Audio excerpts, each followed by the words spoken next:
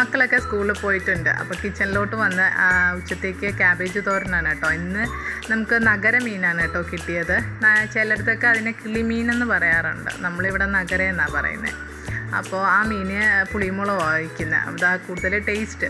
അപ്പോൾ കുറച്ച് ചെറിയ ഉള്ളി ഉണ്ടല്ലോ, കൊച്ചുള്ളി, അതെടുത്തിട്ടുണ്ട്. ഇഞ്ചി വെളുത്തുള്ളി എടുത്തിട്ടുണ്ട്. 2 പച്ചമുളകും എടുത്തിട്ടുണ്ട്. അതൊക്കെ ചെറുതായി അരിഞ്ഞെടുക്കും.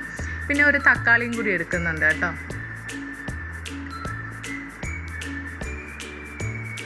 അതൊക്കെ അരിഞ്ഞ് വെച്ചതിന് ശേഷം ക്യാബേജ് തോരനായിട്ടുണ്ട് കേട്ടോ. അതൊന്ന് നോക്കുകയാണ്, ആയി വന്നിട്ടുണ്ട്. അപ്പോൾ കുറച്ച് തേങ്ങയില്ലേ, പച്ചമുളകും കൂടി ചേർത്ത് അരച്ച് വെച്ചതാണ്, അത് നമുക്ക് ചേർത്ത് കൊടുക്കാം.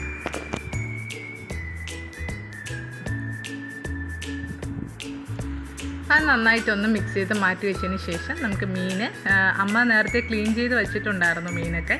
അപ്പോൾ ഞാനിപ്പോൾ അതെടുത്ത് ഫ്രൈ ചെയ്യാനുള്ളത് മാറ്റി വയ്ക്കുകയാണ് കേട്ടോ.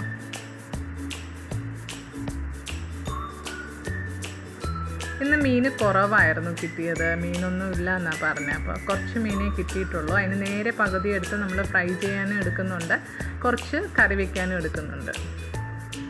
അപ്പോൾ നമ്മൾ മീനിൻ്റെ മസാലയൊക്കെ പുരട്ടിയിട്ടുണ്ട്. കുറച്ച് ഇഞ്ചി വെളുത്തുള്ളി പേസ്റ്റാണ് കേട്ടോ, അത് ഫ്രീസറിൽ നിന്ന് ഇപ്പോൾ എടുത്തതേ ഉള്ളൂ. ഇനി നമുക്ക് മീൻ കറി ഉണ്ടാക്കാം. ആവശ്യത്തിന് എണ്ണ ഒഴിച്ച് കറിവേപ്പില പൊട്ടിയതിന് ശേഷം നമ്മൾ അരിഞ്ഞു വെച്ചിട്ടില്ലേ കൊച്ചുള്ളി, പച്ചമുളക്, ഇഞ്ചി വെളുത്തുള്ളി, അതെല്ലാം ചേർത്തൊന്ന് മിക്സ് ചെയ്ത് കൊടുത്തതിന് ശേഷം ഒരു തക്കാളിയും കൂടി ചേർത്ത് മിക്സ് ചെയ്ത് കൊടുക്കാം. എന്നിട്ട് അപ്പുറത്ത് ഒരു പാൻ അടുപ്പത്ത് വെച്ച് കൊടുത്ത് ആവശ്യത്തിന് എണ്ണ ചേർത്ത് കൊടുത്ത് നമുക്ക് ഫ്രൈ ചെയ്യാനായിട്ട് വെച്ച് കൊടുക്കാം. കുറച്ച് കറിവേപ്പില ഞാൻ ഇടയ്ക്ക് ഫ്രൈ ചെയ്യുന്നതിലൊക്കെ ഇട്ട് കൊടുക്കാറുണ്ട് കേട്ടോ. കറിവേപ്പില ഉള്ള സമയത്തൊക്കെ ഞാൻ ഇട്ട് കൊടുക്കാറുണ്ട്.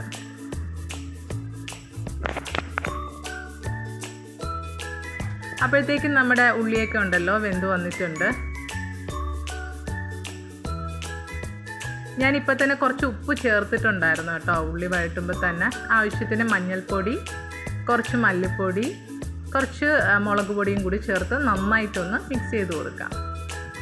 പച്ചമണം മാറുന്നത് വരെ നന്നായിട്ടൊന്ന് മിക്സ് ചെയ്യാം. ഇനി കുറച്ച് പുളി എടുത്ത് ഞാൻ പിഴിഞ്ഞ് വെച്ചിട്ടുണ്ട് കേട്ടോ, അതും കൂടി ചേർത്ത് കൊടുക്കാം.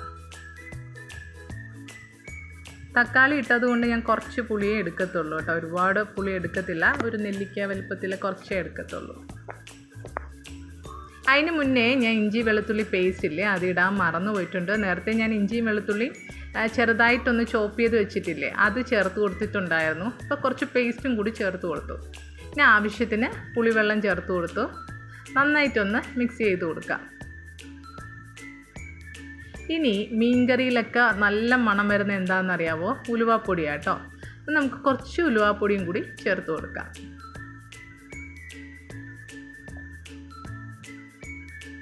ആവശ്യത്തിന് വെള്ളവും ചേർത്ത് അതിന് മുന്നേ നമുക്ക് മീൻ ഇട്ട് കൊടുക്കാം കേട്ടോ. കഴുകി ക്ലീൻ ചെയ്ത് വെച്ചില്ലേ, അതെടുത്തിട്ട് മീൻ ഇട്ട് കൊടുക്കാം. അതിന് ശേഷം ആവശ്യത്തിന് വെള്ളവും ചേർത്ത് നമുക്ക് അടച്ചു വെച്ച് കൊടുത്ത് മീൻകറി വേവിച്ചെടുക്കാം കേട്ടോ. അപ്പോഴത്തേക്ക് മീനായി വന്നിട്ടുണ്ട്, മറിച്ചിട്ട് കൊടുക്കാം.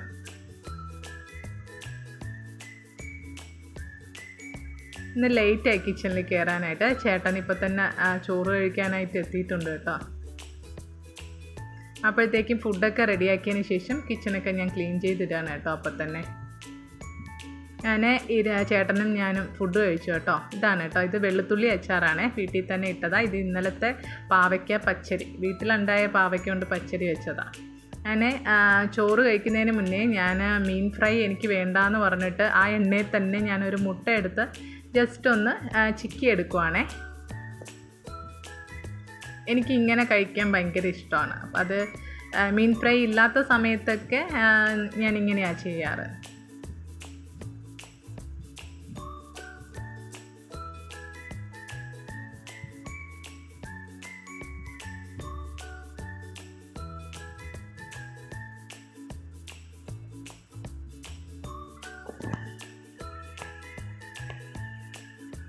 അങ്ങനെ ചോറ് റെഡി ആയിട്ട്